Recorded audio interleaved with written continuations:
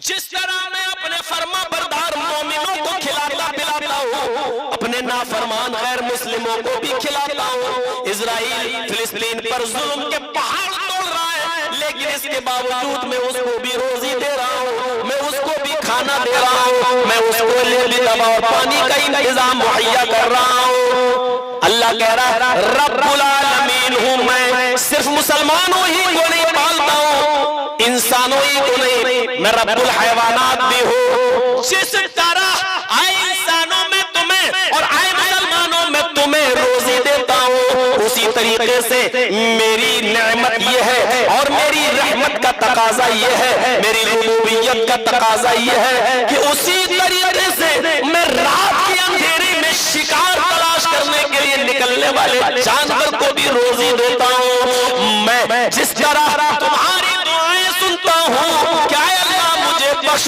दे तो मैं काली रात में काले पहाड़ पर काले जंगल में चलने वाली काली चींटी के पैर की आहट को भी मैं सुनता हूँ, उसकी आवाज भी मैं सुनता हूँ। जिस तरीके से हमने तुम्हें सोचने के लिए दिमाग दिया है, देखने के लिए आंखें दी हैं, हमने तुम्हें बोलने के लिए जबान दी है, सुनने के लिए कान दिए, खाने के लिए मुंह दिया है, खाने का स्टॉक जमा करने के लिए पेट दिया है, किडनी अपना काम करती है, लीवर अपना काम करता है, फेफड़े लंग्स अपना काम करते हैं। जो जो चीजें मैंने तुम्हारे अंदर रखी है वो एक दीवार पर रेंगने वाली चींटी को भी हमने दी है, उसको भी हमने दिमाग दिया है, उसको भी हमने मुंह दिया है, उसको भी हमने जबान दी है, उसको भी हमने किडनी दी है, उसको भी हमने लीवर दिया है, उसको भी हमने फेफड़े दिए हैं, उसको भी हमने हार्ट दिया है, सुनने के लिए उसको भी हमने कान दिए, सूंघने के लिए उसको भी हमने नाक दिया है। अरे तुम्हारे नाक की खुशबू तो बगल में बैठे हुए आदमी के पसीने की बदबू नहीं सूंघ सकती,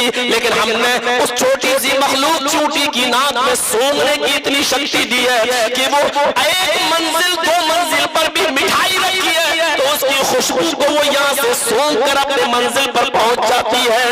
ये हमारी नेमत है कि जिस तरीके से हम तुम्हें खिलाते पिलाते हैं, उनको भी खिलाते पिलाते हैं। अल्हम्दुलिल्लाहि रब्बिल आलमीन। तमाम तारीफें उस अल्लाह के लिए है जो दोनों जहान का पालने वाला है, दोनों जहान की परवरिश करने वाला है, जो सारी कायनात का रब है, हमें भी खिलाता है, गैर मुस्लिमों को भी खिलाता है। असल में बात समझने की है, इस दुनिया की बच्चों इनको भेज दो, बेटा जाओ घर पे, हाँ इनको खाली करा दो तो अच्छा, जाओ बेटा, तुम्हारे ऊपर तो अभी शादी फर्ज नहीं हुई है तो जलसा कैसे हो जाएगा, इनको जाने दो, बहुत ज्यादा शोर कर रहा है।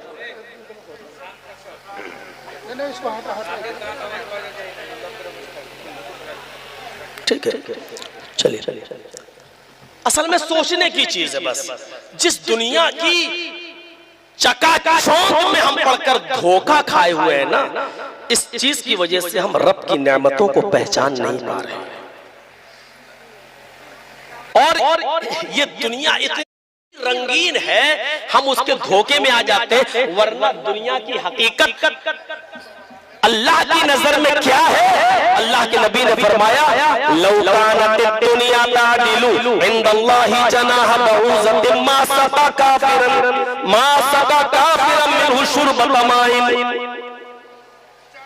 अल्लाह के नबी कहते हैं जो दुनिया तुम्हें धोखे में डाले हुए है, जिसकी रंगीनियों में तुम रंगे हुए हो, जिसकी रंगीनियों में तुम मुलव्वस हो, जिससे तुम धोखा खा रहे हो, ये बिल्डिंगें देखकर, आज की फैसिलिटीज देखकर और तरह तरह की नियामतें देखकर जो तुम धोखा खा जाते हो। नहीं, दुनिया में हम इतना कमाएं कि हमारे मरने के बाद हमारे बच्चों को भी तकलीफ ना हो।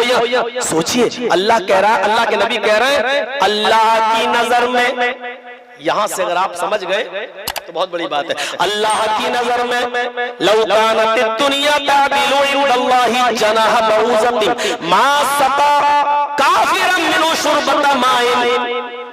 अगर अल्लाह की नजर में मच्छर के एक पर के बराबर भी इस दुनिया की हकीकत होती, इस दुनिया की हकीकत अगर अल्लाह की नजर में मच्छर तो आप जानते हैं मच्छर भी बहुत बड़ी चीज है। अल्लाह के रसूल ने कहा मच्छर के पर के बराबर भी अल्लाह की नजर में ये दुनिया हेज है, उसकी हैसियत नहीं है। मच्छर के पर के बराबर भी अगर अल्लाह इस दुनिया को अहमियत दे देता होता तो फरमाया तो किसी काफिर को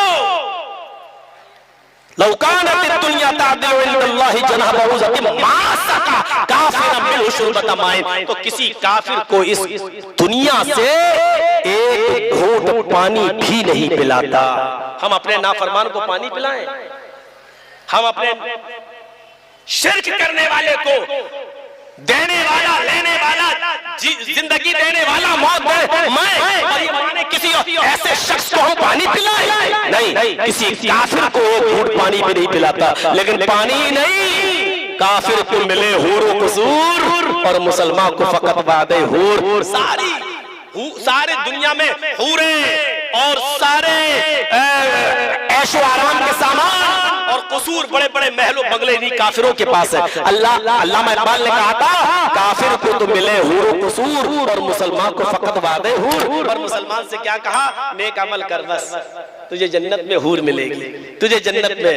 फिर बात शिकवा था, जवाब शिकवा फिर बाद में दिया, तुम में हूरों का कोई चाहने वाला ही नहीं, जलवे तूर तो मौजूद है मगर मूसा ही नहीं। मेरे भाइयों, बाद में उन्होंने जवाब दिया, हम उस तरफ नहीं जाना चाहते।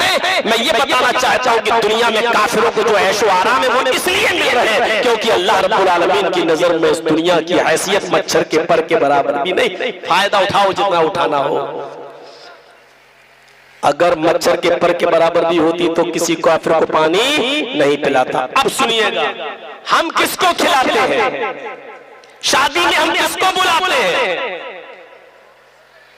आपने अपने बेटे की शादी की, आपने वलीमा किया, जो आपकी जान पहचान है आप उनको बुलाएंगे। आपके जो रिश्तेदार हैं आप उनको दावत देंगे। आपके जो आइज़ा व क़ारिब हैं आप उनको दावत देंगे। आपके जो रिलेटिव्स हैं आप उनको दावत देंगे।